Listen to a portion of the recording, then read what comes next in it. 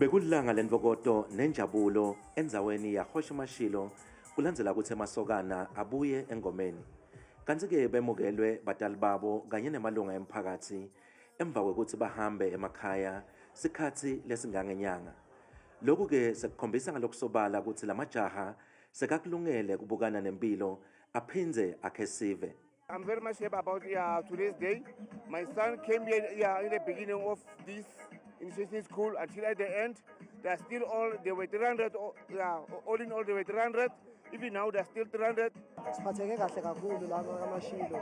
Into esifundile ukuthi mawuyindoda kumele ukhohlelele ube nokubekezela. Kuko konke ungalahli ithawula. Lo msebenzi udzinga liqophelelo lelisetulu mayelana netempilo. Kungako-ke onke lamajaha ayahlolwa ukuthi akanato intifo letitsite ngaphambi kwekuthi aye engomeni. When we pick up the medical problem, we start immediately in treating that condition. And then if the child has a medical condition from the hospital or from the clinic, we continue with the treatment. We encourage them to bring the treatment along. Ingoma iphindze isite kakhulu ukuthi inikete litfuba lamajaha lasemancane kuti ahlukane nekusebentisa tidzakamizwa.